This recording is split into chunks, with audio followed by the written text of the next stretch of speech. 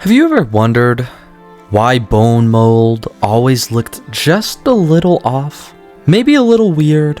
Maybe you find it really cool. I mean, I find it pretty cool looking. But today we are going over the book Bone, which talks about a story on how the Bonemold armor could have been created.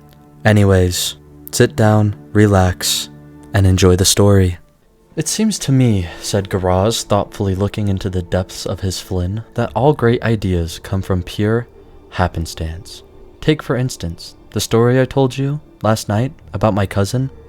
If he hadn't fallen off that horse, he never would have become one of the Emperor's foremost alchemists.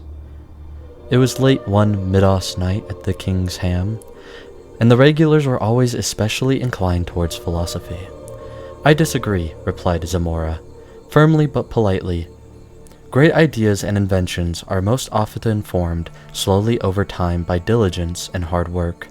If you'll recall my tale from last month, the young lady, who I assure you is based on a real person, only recognized her one true love after she had slept with practically everyone in North Point. I put it to you that neither is the case, said Halgerd, pouring a topper on his mug of grief. Greatest inventions are created by extraordinary need. Must I remind you the story I told some time ago about Arslick Owen and the invention of Bonemold? The problem with your theory is that your example is entirely fictional, sniffed Zamora. I don't believe I remember the story of Arslick Owen, the invention of Bonemold, frowned Garaz. Are you sure you told us? Well, this happened many years ago, when Vardenfell was a beautiful green land, when Dunmer, Werkheimer, and Dwemer and Nord lived together in relative peace, when they weren't trying to kill one another. Halgerd relaxed in his chair, warming to his theme. When the sun and moons all hung in the sky together. Lord Mother and Wizard, grumbled Zamora, if I'm going to be forced to hear your ridiculous story again, pray don't embellish and make it any longer than it has to be. This all happened in Vardenfell, quite some time ago. During an era of a king you would never have heard of, Arslick Owen was one of the king's nobles and very disagreeable fellow. Because of his allegiance to the crown, the king had felt the need to grant him a castle and land. But he didn't necessarily want him as a neighbor, so the land he granted was far from civilization. Right in the area of Vardenfell, that is. Even today, not quite as civilized to this day. Arslick Owen built a walled stronghold and settled down with his unhappy slaves to enjoy a quiet, if somewhat grim life. It was not long before his stronghold's integrity was tested. A tribe of cannibalistic Nords had been living in the valley for some time, mostly dining on one another, but occasionally foraging what they like to call dark meat, the Dunmer. Zamora laughed with appreciation. Marvelous, I don't remember that from before. It's funny how you don't hear much about the Nords' rampant cannibalism nowadays. This was obviously, as I've said, quite some time ago. And things were in many ways quite different. These cannibalistic Nords began attacking Arslick Owen's slaves in the field, and then slowly grew bolder, until they held the very stronghold itself under siege. They were quite a fearsome sight, you can imagine, a horde of wild-eyed men and women with dagger-like teeth, filed to tear flesh, wielding massive clubs, soaked in only in the skins of their victims. Arslick Owen assumed that if he ignored them, they'd go away. Unfortunately, the first thing that the Nords did was to poison the stream that carried water into the walled stronghold. All the livestock and most of the slaves died very quickly before this was discovered. There was no hope of rescue, at least for several months, when the king's emissaries would come reluctantly to visit the disagreeable vassal. The next closest source of water was on the other side of the hill, so Arslick Owen sent 3 of his slaves with empty jugs to bring back some. They were beaten with clubs and eaten before they were a few feet outside the stronghold gates.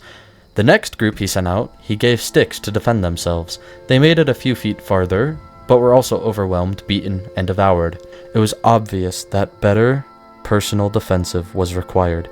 Arslick Owen went to talk to his armorer, one of his few slaves with specific talents and duties.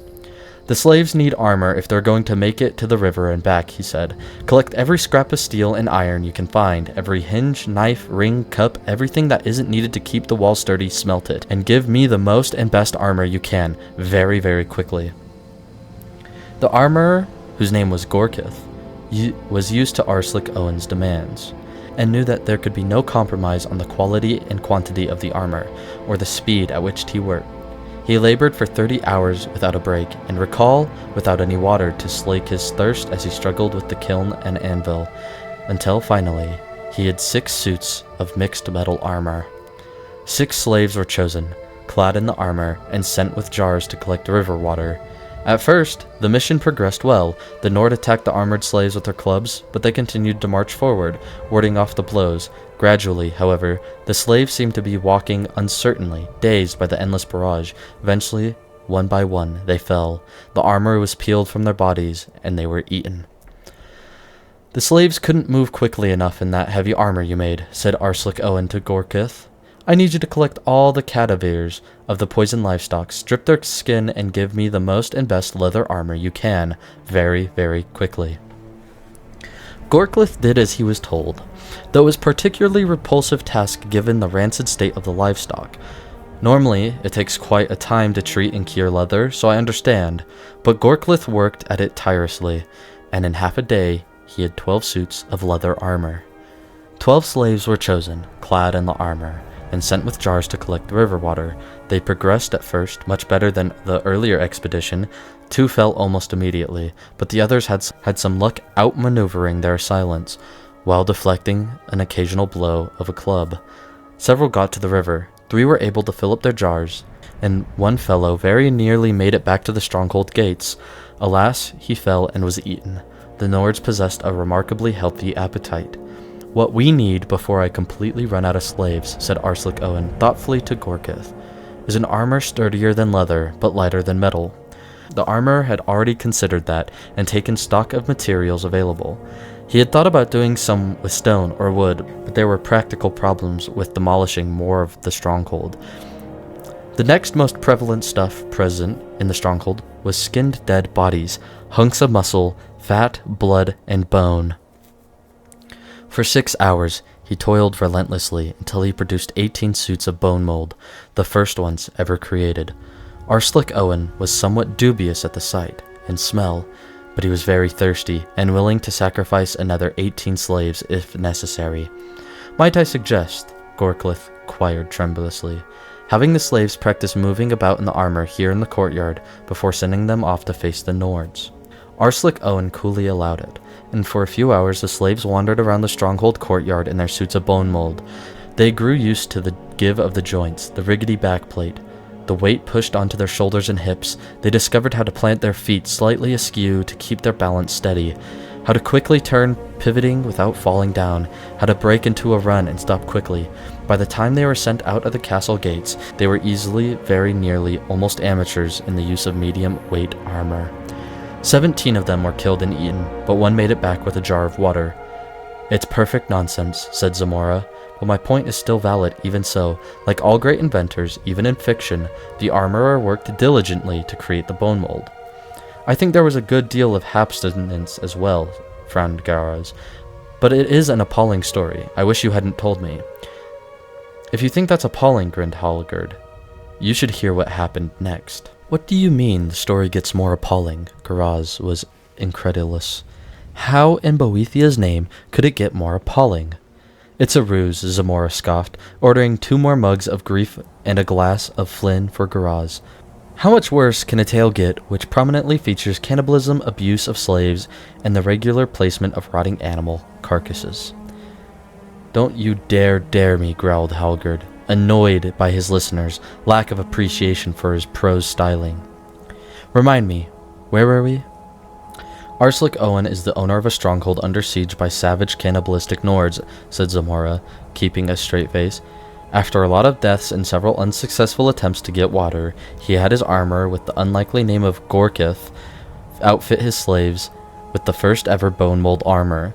One of them finally makes it back with some water. It was only 1 jar full of water, and Arslick Owen drank most of it, passing the remains to his dear armorer, Gorkith, and the last dribbles to the few dozen slaves who still lived. It was hardly enough to sustain health and well-being. Another expedition was necessary, but they had only 1 suit of bone mold left. There was only 1 survivor of the trip. 1 out of 18 slaves made it through the gauntlet of the Nords wearing that marvelous Bonemold armor of yours, said Arthlic Owen to Gorkith.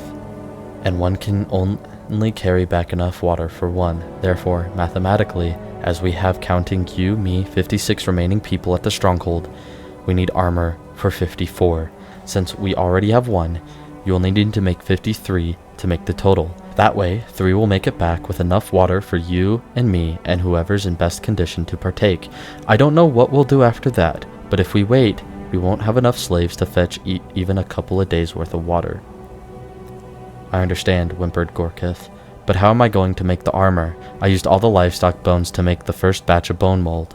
Arthlic Owen gave an order which Gorkith fearfully complied with in 18 hours. What do you mean Arthlic Owen gave an order which Gorkith fearfully complied with? Asked Zamora. What was the order? All will be clear, smiled Hallgerd. I have to choose what to reveal and what to conceal. Such is the way of the tale-teller. In 18 hours, Gorkith had 53 suits of bone mail prepared for the slaves. Without prompting, he ordered the slaves to practice using the armor, and even allowed them more training time than their predecessors. They not only learned how to move and stop quickly in Bonemold, but how to adjust their peripheral vision to see a blow. Not only learned how to move and stop quickly in Bonemold, but how to adjust their peripheral vision to see a blow before it came, and to sway to dodge, and where the sturdiest reinforcement points on the armor, the center of the chest, the abdomen, how to position themselves to take blows there, against their natural instinct. The slaves even had time for a mock battle before being sent out among the cannibals. The slaves handled themselves admirably. Very few, just 15 slaves, were killed and eaten outright. Only 10 were killed and eaten when they reached the river. That was when things did not go according to Arthlic Owen's plans. 21 slaves with jars of water took off for the hills. Only 8 returned to the castle, largely because they were blocked by cannibal Nords. It was a larger percentage than he had anticipated surviving, but Arthlic Owen felt righteous indignation and the paucity of loyalty. Are you absolutely certain you wouldn't rather flee? He hollered from the battlements. Finally, he allowed the survivors in. 3 had been killed waiting for the gate to open. 2 more died almost upon stepping onto the courtyard. 1 was delirious, walking around in circles, laughing and dancing before suddenly collapsing. That meant 5 jars of water for 4 people. The 2 surviving slaves, Arthlic Owen and Gorkith. As the lord of the manor, Arthlic Owen took the extra jar, but he was democratic with the others. You're quite correct, frowned Garaz. This story is getting more appalling. Just wait, smiled Hallgerd. The next morning, Arthlic Owen awoke to a perfectly still and quiet stronghold. There was no murmuring in the corridors, no sound of hard labor in the courtyard. He dressed and surveyed the scene. It appeared that the fortress was utterly deserted. Arthlic Owen walked down to the armorer's quarters, but the door was locked. Open up, said Arthlic Owen patiently. We need to speak. 30 out of 54 slaves successfully made it to the river and gathered water. Admittedly, some then fled, and a couple didn't survive because I needed to correct their fickleness, but mathematically, that's 55% survival rate. If you and I and the 2 remaining slaves made the next run to the river, we too should survive. Zillion and Gello left last night with their armor, cried Gorkith through the door. Who are Zillion and Gello? The 2 remaining slaves. They don't remain anymore. Well, that's vexing, said Arthlic Owen. We must continue on, mathematically. I heard something last night, whimpered Gorkith in a funny voice. Like footsteps, only different. They were moving through the walls, and there were voices too. They sounded strange, like they couldn't move their jaws very well, but I knew one. Arthlic Owen sighed, humoring this poor armorer. And who was it? Ponik. And who is Ponik? One of the slaves that died when the Nords poisoned our water. One of the many slaves that died, and we made use of. He was always a nice, uncomplaining fellow. That's why I noticed his voice above all the others. Gorkith began to sob. I understood what he was saying. Which was that? Asked Arthlic Owen with a sigh. Give me back my bones. Gorkith's voice shrieked. There was silence for a moment, and then more hysterical sobbing.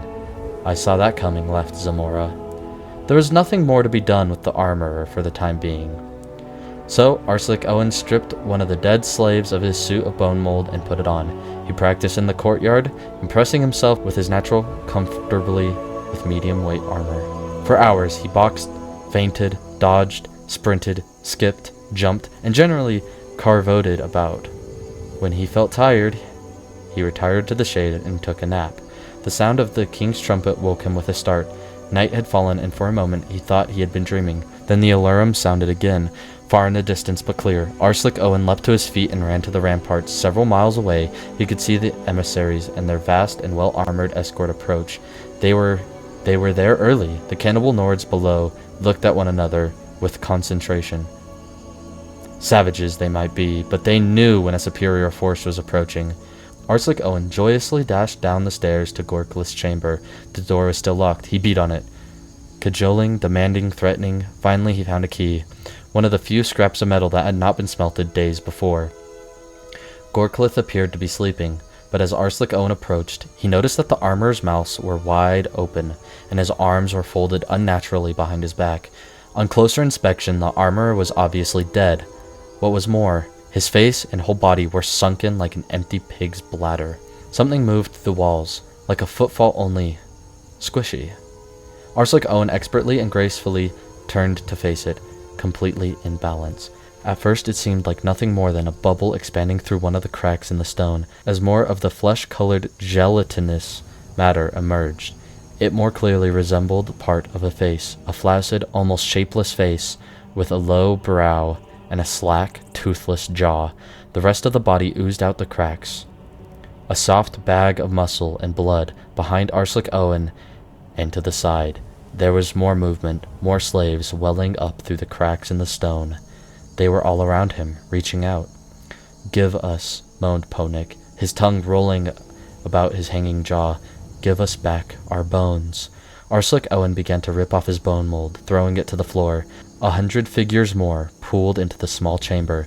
That's not enough. Cannibals had cleared away by the time the king's emissaries arrived at Arslic Owen's gates. They had not been looking forward to this visit. It was best, though, philosophically, to begin with the worst of the king's noblemen, so to end their trip well. They sounded the alarm once again, but the gates did not open. There was no sound from Arslic Owen's stronghold. It took a few hours to gain access. If the emissaries had not brought a professional acrobat with them for entertainment, it might have taken longer. The place seemed to be abandoned. They searched every room until they finally came to the armorer's. There they found the master of the manor, folded neatly, legs behind his head, arms behind the legs, like a fine gown, not a bone in his body. "The first part of your story was complete nonsense," cried Zamora, "but now it doesn't hold true on any level. How could Bonemold be made again if the armorer who invented it died before he could tell anyone how he did it? I said that this was the first time it was created, not the first time people learned of the craft." "And when did someone first teach someone else the craft?" asked Garaz.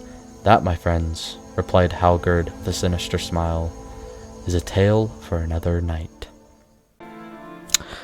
I, for the longest time, have been looking for this book. I remember reading it, and I never remembered the name of the book. And I was like, what's that one story of how Bonemold was created? And now I found it, and I'm happy. It is such a great story. It's really good. At least I think. Let me know in the comments if you enjoyed it, what your favorite part was, or what your favorite book in the Elder Scrolls is in general. I want to know. Anyways, it would be really appreciated if you could hit that subscribe button, like, comment. One of the things, we're really close to 1,000 subscribers, and it is my yearly goal to hit 1,000 subscribers this year, and we are really close to it. But anyways, thank you guys for watching, and again, I will see you in the next video. See ya.